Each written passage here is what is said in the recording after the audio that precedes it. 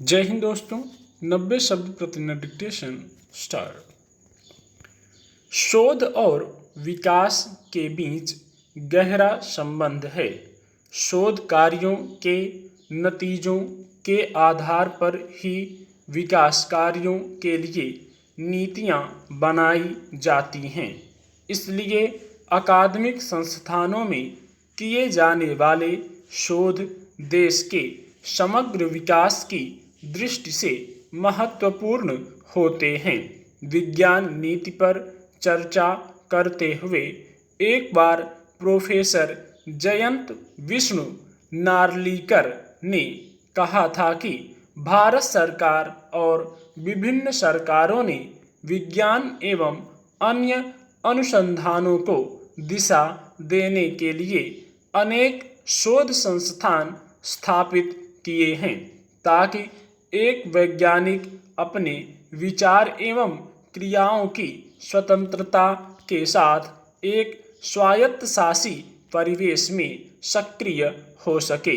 लेकिन इन संस्थानों के प्रशासनिकीकरण युवा वैज्ञानिकों के लिए शोध संबंधी रोजगार का ह्रास, विश्वविद्यालयों में विज्ञान एवं समाज विज्ञान विषयों की उपेक्षा और इन क्षेत्रों में कार्यरत विशेषज्ञों की तुलनात्मक रूप से कम प्रतिष्ठा आदि ऐसे पक्ष हैं जो भारत की ज्ञान अर्थव्यवस्था के विकास के समक्ष गंभीर चुनौती पेश करते हैं। पिछले कुछ वर्षों से अकादमिक संस्थानों में किए जाने वाले शोध कार्यों की गुणवत्ता पर संदेह किया जाता रहा है।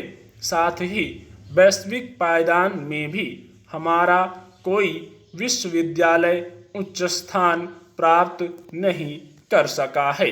ऐसे में सवाल उठना स्वाभाविक है कि क्या वास्तव में उच्च शिक्षण संस्थानों और विश्वविद्यालयों में शोध की स्थिति इतनी खराब है कि उसमें नवाचार, नवीनता, वैधता जैसे तत्वों का अभाव है।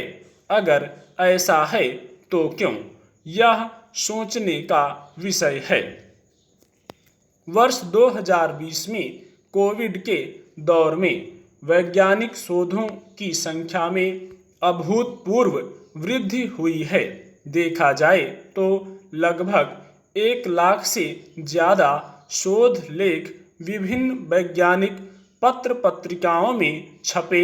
लेकिन चिंताजनक बात यह है कि इन वैज्ञानिक लेखों की जो बहुस्तरीय बौद्धिक समीक्षा होती थी, अब वह समाप्त सी हो गई है, जिसके कारण अकादमिक धोखाधड़ी और अनैतिक व्यवहार बढ़ गया है।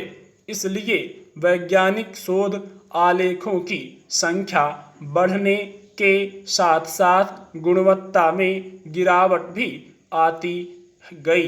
देखा जाए तो यह न केवल शैक्षणिक जगत के लिए अपितु समाज व राष्ट्र के विकास के लिए भी गंभीर चिंता का विषय है।